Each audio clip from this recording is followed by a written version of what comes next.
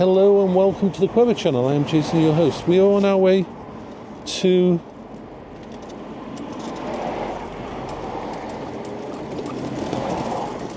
Trentham Gardens. I forgot the name. That's how my brain is sometimes. I'm in my mobile safe space, my Quingo, and we're just on a thing.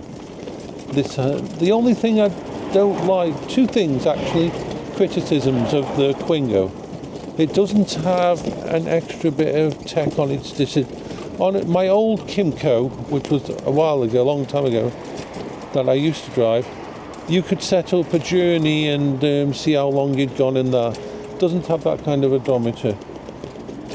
This one does have an odometer on, like it's reading at the moment, 766 miles I've done on this unit. But you can't do like a day travel and see how much you've done each day. It has a nut, and the other thing I don't like is the horn on it. The horn's serviceable. It makes a sound like that sound, but the Kymco has a proper car horn, and it sounds glorious. And you just have that confidence that if there was a vehicle in front of you or thingy, they'd know about it if you pressed your horn. This has proper indicators because it's a class 3, so I've got left and right indicators with beeps, as well as here it's got all-round lighting at the back and the front. I've got the canopy on it as well, the all-weather canopy. Of course, with the sides open at the moment, but that relieves a bit of stress. I don't have to worry about, oh my god, what's going to happen if it rains or anything. Will anything get wet? Will my tech get damaged or anything? I just have to rub my eye. And so on. So it's a wonderful vehicle. It is my mobile safe space. It's so engineered. The front, it's the only scooters that have 3 wheels at the front. Now this is a horrible place. To see where you're going, I'm going to cross over here. Whoa. What's it doing?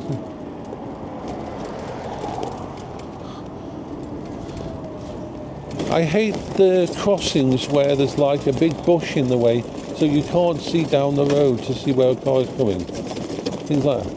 And I hate when they put these bloody posts for the signpost right taking up space on the pavement. It doesn't help for people who are pushing a wheelchair or a mobility scooter going along, or a wheel or a pushchair. It really doesn't.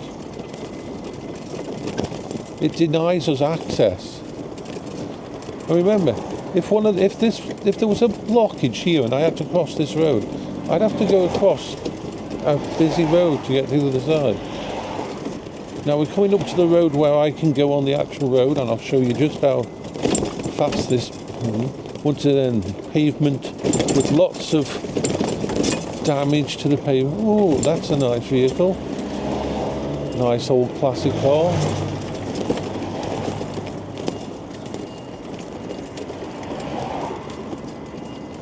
So here we go.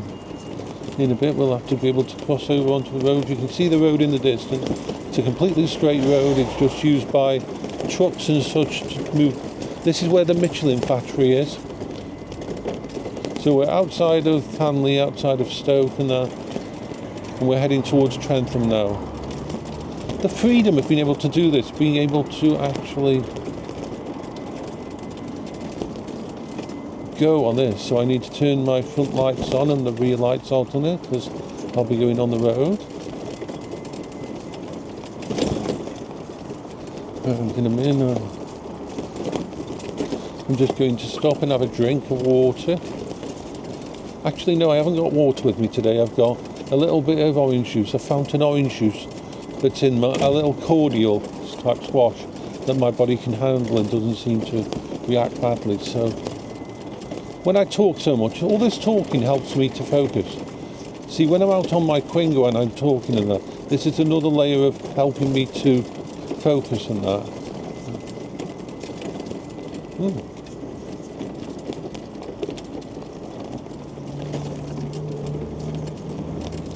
Oh. Let's stop here for a second.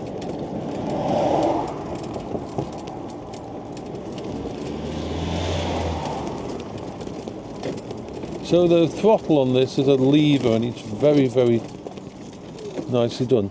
I would say that this vehicle was good for someone with bad muscle, with deteriorated muscle control and that, but unfortunately it's like a car, because it's such a heavy one.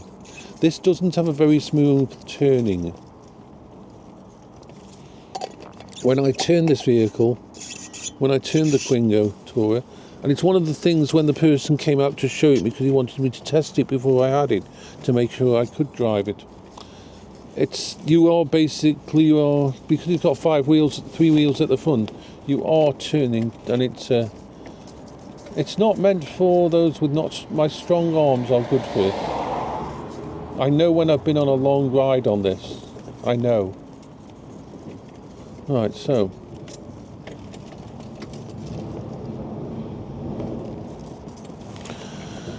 We wait for the vehicle to go around there.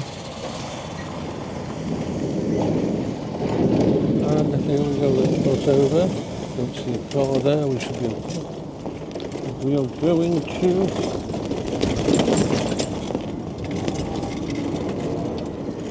We'll just head in here and wait for him to go back. Right. Here we go. And yeah, I've got my camera so I can see behind me. And I love being on here, it's like...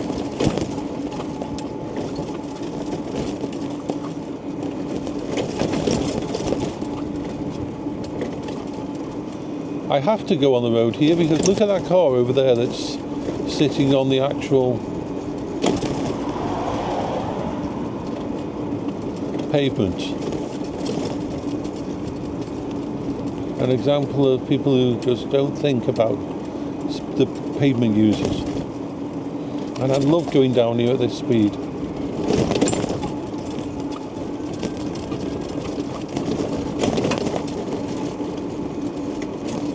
Now what's he doing there?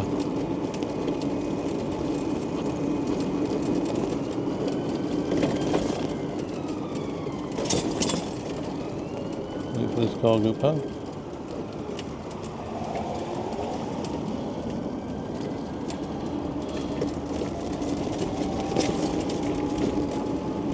I'm always concerned about cars that stop like that in case they don't notice me.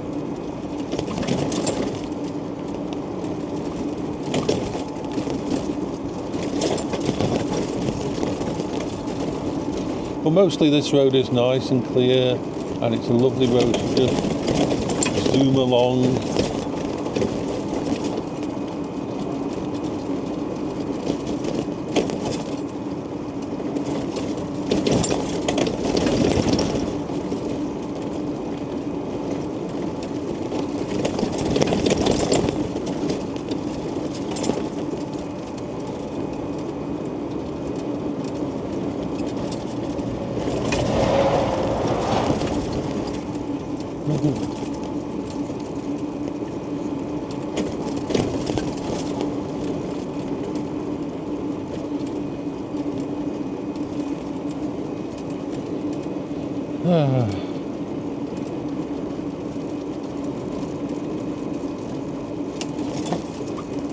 I would say this is more like 2 miles, actually, this road.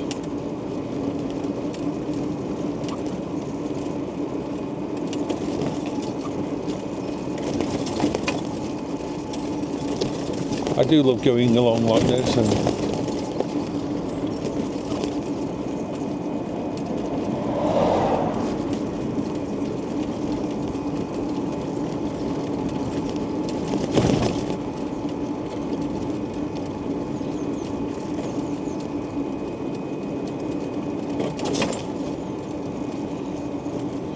the interesting thing is, because I'm on this mobile safe space, my situational awareness is very good. I'm holding onto the controllers, I'm safe. If I was to step 2 foot outside of my this,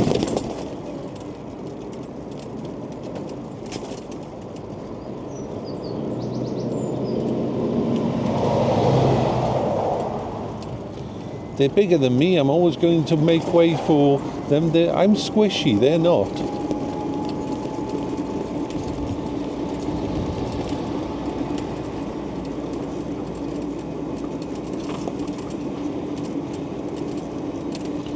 Oh, is he right in the space?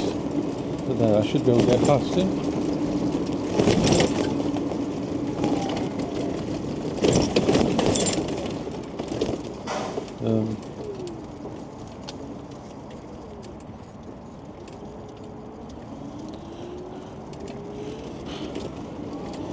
People just don't think. And now we've got to cross a giant roundabout. We're heading somewhere towards Stone at the moment. Now, of course, we're back on the pavement. We slow down. We turn off the lights because we don't need them now. And here we are. I love that little run.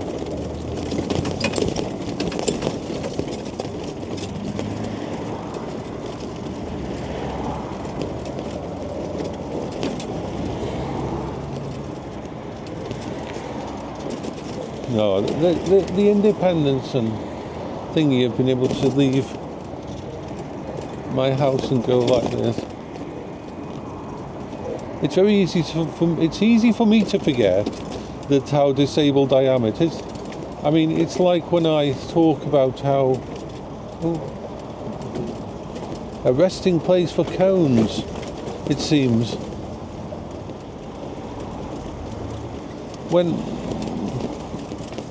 When I decided, when I had my Kymco and I wanted to put a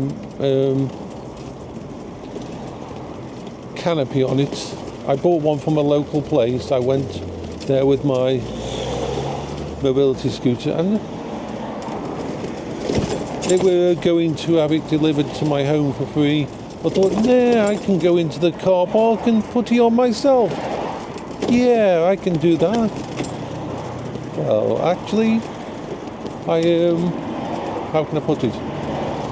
I stepped like 2 foot away from here to pick up the parts to put it on. I started to lose connection with reality and disassociate. So no, Jason can't. The nice thing about this scooter is I can go into shops. Being a class 3, this is the best of both. If someone offered me a car, I would say no. Car would be no use to me because even if it became a safe space and even if I could drive or I could find someone who could actually drive me places, I would be unable to leave that car and go into shops. This is a class 3 vehicle. It is small enough that I can go inside shops. It is small enough that I can go through on roads. I can go on roads, I can go on pavements, I can go into shops like my local Tesco and do my shopping. It has given me so much fucking freedom that it's amazing. And all I have to make sure is that I'm in here. I have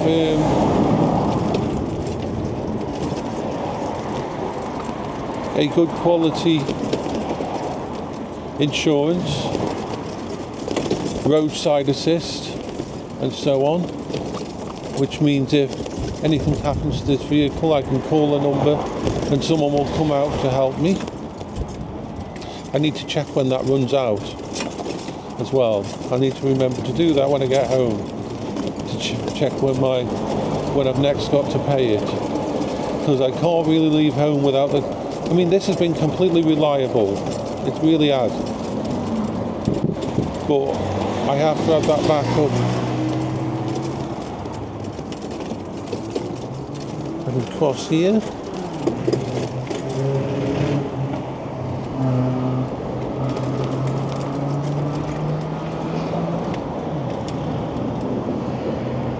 Cross this bit.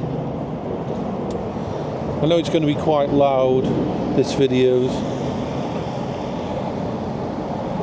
So yes, this is the second part of going to Chentham Gardens.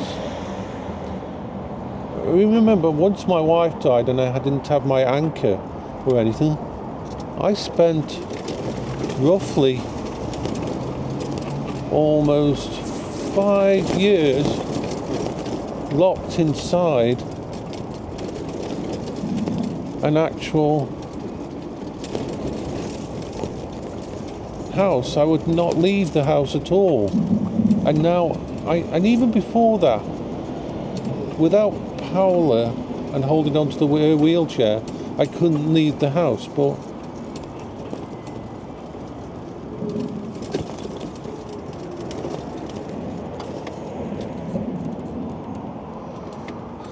so, and when I was young, I would not go out to actually do anything fun.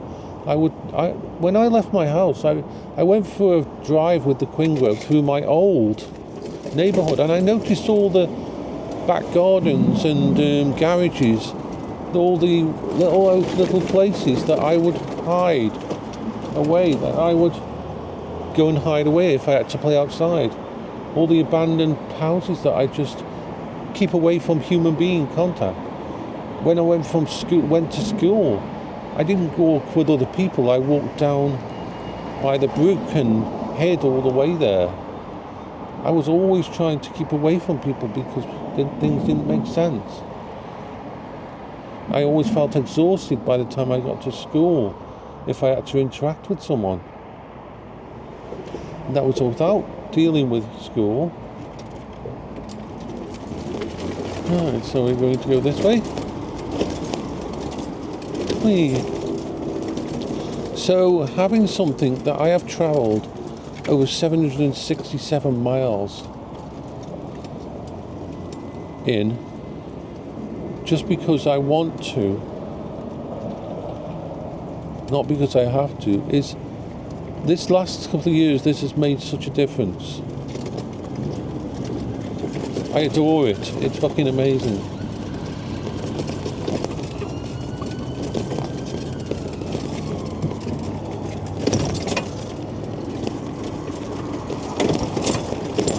Alright, so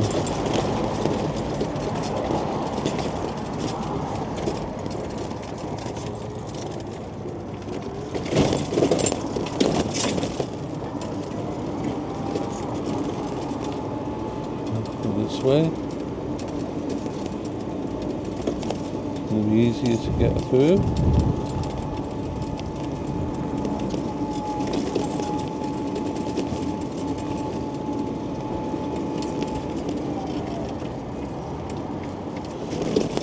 Now, I'm going to cross over here at this point.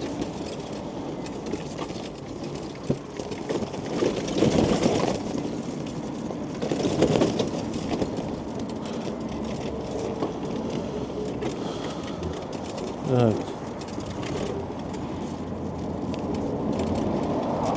Yeah.